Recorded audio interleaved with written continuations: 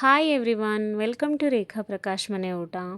ಇವತ್ತಿನ ಈ ವಿಡಿಯೋದಲ್ಲಿ ಬೆಳ್ಳುಳ್ಳಿ ಕಬಾಬ್ ಮಾಡೋದು ಹೇಗೆ ಅಂತ ತೋರಿಸ್ಕೊಡ್ತೀನಿ. ಅಫ್ಕೋರ್ಸ್ ತುಂಬ ಜನ ಗೊತ್ತಿರುತ್ತೆ ಹೇಗೆ ಮಾಡೋದು ಅಂತ. ಯಾಕೆ ಅಂದರೆ ಎಲ್ರಿಗೂ ಗೊತ್ತು ಇದು ಒಂದು ವೈರಲ್ ರೆಸಿಪಿ ಅಂತ. ಇನ್ಫ್ಯಾಕ್ಟ್ ನಾನು ಇದನ್ನು ವೈರಲ್ ಆದಮೇಲೆ ನೋಡಿ ಕಲ್ತ್ಕೊಂಡಿದ್ದು. ನಾನು ಬೆಳ್ಳುಳ್ಳಿ ಕಬಾಬ್ದು ವಿಡಿಯೋ ಮಾಡ್ತಿರೋ ಇಂಟೆನ್ಷನ್ ಒಂದೇ. ಆ ವಿಡಿಯೋ ವೈರಲ್ ಆದಮೇಲೆ ಈ ಬೆಳ್ಳುಳ್ಳಿ ಕಬಾಬ್ಗೆ ನಾನು ಎಷ್ಟು ಫ್ಯಾನ್ ಆಗಿದ್ದೀನಿ ಗೊತ್ತಾ.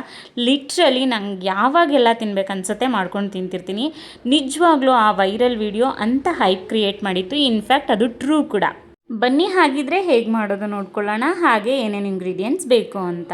ಮೊದಲಿಗೆ ಇದಕ್ಕೆ ಒಂದು ಪೇಸ್ಟ್ನ ರೆಡಿ ಮಾಡ್ಕೊಳ್ಬೇಕಾಗುತ್ತೆ. ಆ ಪೇಸ್ಟ್ನ ರೆಡಿ ಮಾಡ್ಕೊಳ್ಳೋಕ್ಕೆ ಸ್ವಲ್ಪ ಶುಂಠಿ, ಬೆಳ್ಳುಳ್ಳಿ, ಚಕ್ಕೆ, ಲವಂಗ, ಸ್ವಲ್ಪ ಸೋಂಪುಕಾಳು, ಹಾಗೆ ಕರಿಬೇವಿನ ಸೊಪ್ಪು, ಜೊತೆಗೆ ಹಸಿಮೆಣಸಿನ್ಕಾಯಿ ನಿಮ್ಮ ಖಾರಕ್ಕೆ ತಕ್ಕಾಗೆ ತಗೊಳ್ಳಿ. ಇಷ್ಟನ್ನು ಒಂದು ಮಿಕ್ಸಿ ಜಾರ್ಗೆ ಹಾಕ್ಕೊಂಡು ರಫಾಗಿ ರುಬ್ಕೋಬೇಕು. ನೋಡಿ ಈ ಥರ. ಆದರೆ ರುಬ್ಬಬೇಕಾದ್ರೆ ನೀರನ್ನ ಸೇರಿಸ್ಕೋಬೇಡಿ, ಹಾಗೆ ರುಬ್ಕೊಳ್ಳಿ. ಇವಾಗ ಒಂದು ಮಿಕ್ಸಿಂಗ್ ಬೌಲ್ನ ತೊಗೊಂಡು ಅದಕ್ಕೆ ಒಂದು ಮೊಟ್ಟೆನ ಒಡೆದು ಹಾಕ್ಕೊಳ್ಳಿ. ನಾನಿಲ್ಲಿ ಒಂದು 3/4 kg ಚಿಕನ್ಗೆ ಮಾಡ್ತಿದ್ದೀನಿ ಅಂತ ಹೇಳ್ಬೋದು. ಸೊ ಒಂದು ಮೊಟ್ಟೆ ಸಾಕಾಗುತ್ತೆ. ಇವಾಗ ರುಬ್ಬಿರುವಂಥ ಮಿಶ್ರಣನ ಇದಕ್ಕೆ ಸೇರಿಸ್ಕೋಬೇಕು. ಈ ಗ್ರೀನ್ ಪೇಸ್ಟ್ನ ಇವಾಗ ಇದಕ್ಕೆ ಆ್ಯಡ್ ಮಾಡ್ತಾ ಇದ್ದೀನಿ. ಅದಾದಮೇಲೆ ಕಡಲೆ ಹಿಟ್ಟು, ಅಕ್ಕಿ ಹಿಟ್ಟು, ಕಾರ್ನ್ಫ್ಲೋರು, ಮೈದಾ, ಕಸೂರಿ ಮೇಥಿ ಮತ್ತು ಅರಿಶಿನ ಇಷ್ಟನ್ನು ಅದಕ್ಕೆ ಸೇರಿಸ್ಕೊಂಡು ಮತ್ತೆ ಮಿಕ್ಸ್ ಮಾಡ್ಕೋಬೇಕು. ಮತ್ತು ಕಸೂರಿ ಮೇಥಿನ ಸ್ವಲ್ಪ ಕೈಯಲ್ಲಿ ಉಜ್ಜಿಬಿಟ್ಟು ಹಾಕ್ಕೊಳ್ಳಿ. ಮೈದಾ, ಅಕ್ಕಿ ಹಿಟ್ಟು, ಕಡಲೆ ಹಿಟ್ಟು ಒಂದೊಂದು ಸ್ಪೂನ್ ತೊಗೊಳ್ಳಿ. ಮತ್ತು ಕಾರ್ನ್ಫ್ಲೋರ್ನ ಮಾತ್ರ ಸ್ವಲ್ಪ ಜಾಸ್ತಿ ತೊಗೊಳ್ಳಿ, ಅಂದರೆ ಒಂದು 3 ಸ್ಪೂನ್ ಆದರೂ ತೊಗೋಬೇಕಾಗತ್ತೆ. ಇವಾಗ ಇಷ್ಟನ್ನು ಹಾಕ್ಕೊಂಡು ಅದಕ್ಕೆ ಒಂದು 2 ಸ್ಪೂನಷ್ಟು ಮೊಸರನ್ನ ಹಾಕ್ಕೊಳ್ಳಿ. ಮೊಸರು ಹಾಕ್ಕೊಳ್ಳೋದ್ರಿಂದ ಅಂತೂ ನಿಜವಾಗ್ಲೂ ಈ ಕಬಾಬು ಎಷ್ಟು ಟೆಂಡರೈಸ್ ಆಗುತ್ತೆ ಗೊತ್ತಾ.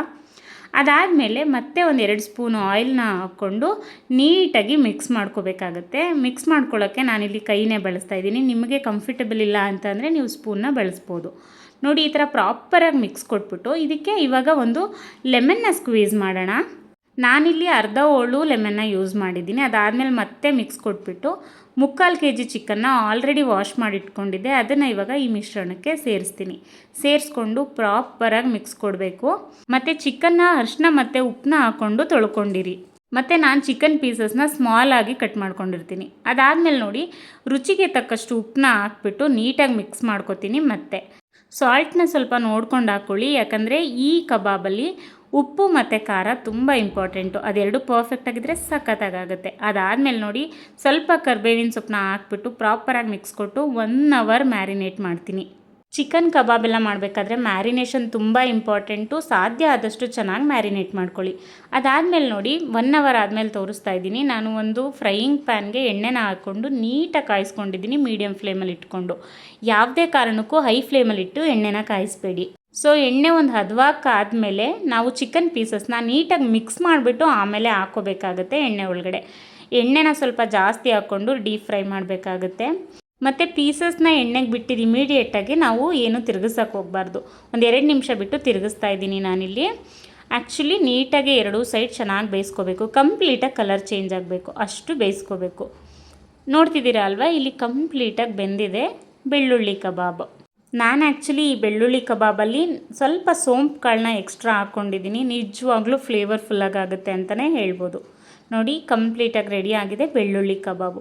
ನೋಡಿ ಇವಾಗ ರೆಡಿ ಆಗಿದೆ ಬೆಳ್ಳುಳ್ಳಿ ಕಬಾಬ್. ಎಷ್ಟು ಚೆನ್ನಾಗಿರುತ್ತೆ ಅಂತೀರ, ಎಷ್ಟು ಕ್ರಿಸ್ಪಿಯಾಗಿ, ಎಷ್ಟು ಜ್ಯೂಸಿಯಾಗಿ, ಸಖತ್ತಾಗಿರುತ್ತೆ.